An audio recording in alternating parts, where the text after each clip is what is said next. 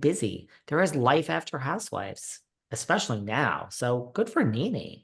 What do you think? Well, I mean, it's interesting though. This story's been out there for a hot second. I don't see any other mainstream outlets picking it up from Perez. Why? I mean, maybe he just got such a hot tip that it hasn't been confirmed. Um, That one. I love it. She's waited a long time. She said she's been very close to having podcast deals. I guess it's like, can Nene stay out of Nene's way? That's like the hardest part, right? Yeah, That's I mean, a look, rumor that she is very difficult. So when it's your show, now we have these things surfacing about Jonathan Van Nuys that they're very hard to work with on Queer Eye. Wendy, we've heard things about Wendy throughout the years. We hear things about, Barbara Walters and The View. I think there is a bigger net when it's your show. You get to act out a little more. But I don't But know. you don't. You really don't. It doesn't last because the greats that you've interviewed, Sally Jesse Raphael, you had the last interview Jerry. with Jerry, with Oprah. You haven't interviewed Oprah yet, but I I mean, have Oprah, not. those folks, there isn't these stories like that you hear from Bethany when Bethany had her talk show, and and you've heard about Nene and what you've heard about Wendy. I mean, that documentary that came out, they all said Wendy's been an alcoholic for 10 years on the show, and everyone put up with her because they had enormous ratings. But now look where she is, and the saddest part is I fear that Nene will die broke. Like, not Nene, Wendy, all that work, and where's the money going? All that. I mean, it's sad. So the greats, you don't hear Rosie, no, Rosie had more trouble when she went to The View. But, and I know Rosie was particular from what I've heard when she had the Rosie O'Donnell show. But I mean, I don't know, that's the thing. Like, and I guess my other thought too on the Zeus network. Now, Zeus, I don't know, is Nene's audience going to go to the Zeus network, or is Nene's audience the Zeus network? I don't know. That's the other thing, right? I think it might be. You think? Okay. Yeah, look, I don't know what type of ratings Zeus brings in. I don't know what type of budgets they have. She's getting paid something. So look, it ain't bad. It's better than sitting home. We've said many times Nene should start a podcast. Well, there's no podcast deal where you're getting a gazillion dollars up front, unless I guess you're Meghan Markle or, Kim Kardashian. But you got to prove yourself, and then the money's there. And like Nene, I don't think a podcast would work for her. I don't think she would do it long enough to see the benefits of the financial success. With TV, you sign on the dotted line and there's the check. So I hope it's true. I wish her no harm. And we'll have to developing story TBD. I'm a little upset with Christina. Well, I feel bad for Christina Applegate. She's going through a lot too. But I'll stand by this. This is coming out a week later from the time we record it. But Robin Dixon, as of this recording, is not fired. Now, by the time you hear this in 7 days, she might be fired. Why is everyone going around saying Robin is fired? Do I think Robin will be fired? Yes. Has Robin confirmed this? No one is fired before the reunion. It is false. It is fake. We're still going down this narrative of Robin Dixon is fired. Candace is gone because she made a statement that she's gone. And that's why I think Candace is brilliant for doing this before the reunion. Nobody gets fired before the reunion. Period. The end. I don't care what fucking blog said it. It's fake news.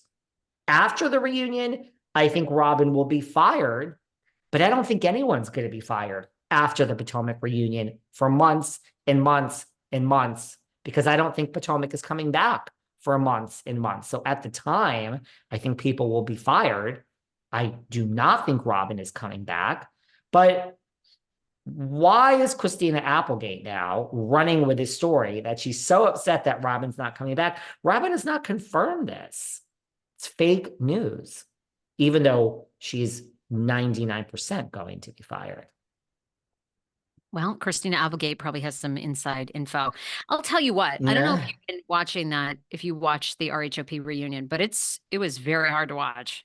Ugly. These women hate each other. They hate each other. Worse than jurors. I don't know about that, girl. Well, Jers feels a little different because it's family.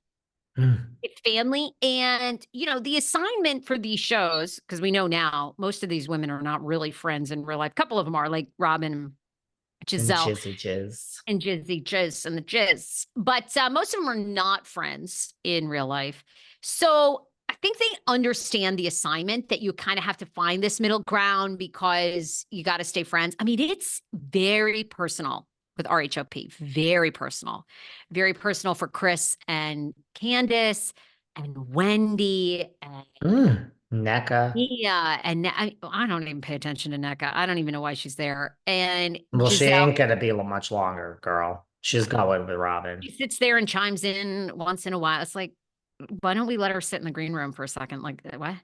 And Giselle and Robin, it's so, and Karen's, I think Karen is the one that goes, oh my God, the paycheck is going away. I mean, Karen's trying to orchestrate, like, we all have love for each other. We all have, we all respect each other. We can all come back together. And it's like, Karen, this is so personal in a way. I'm actually I really hope that Candace can even tell the story. To me, it's interesting that producers let it get so bad that nobody has had an off the record lunch. Maybe they have with these women and said, okay, come on, we got to, like, there's got to be some amnesty here, but it is so bad. No, it feels different in a way.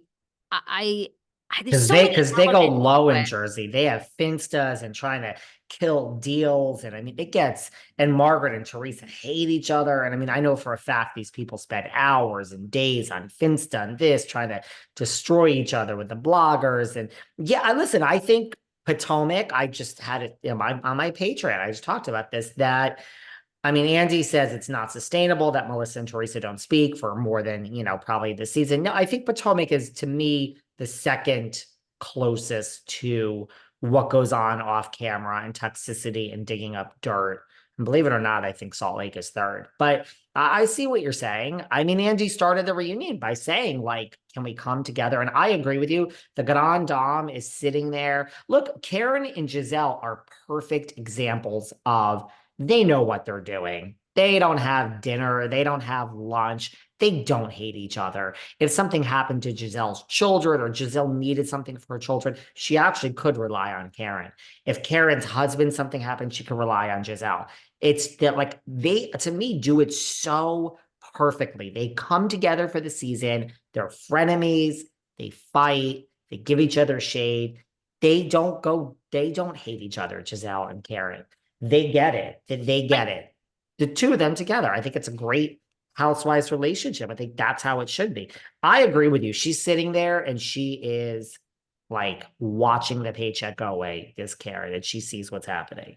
And look, I can tell you, Robin's done with Juan not showing up to that reunion. I mean, it's over, right? I mean, because the housewives are, the husbands are the kind of the silent, they're even though they're not paid. I mean, they are the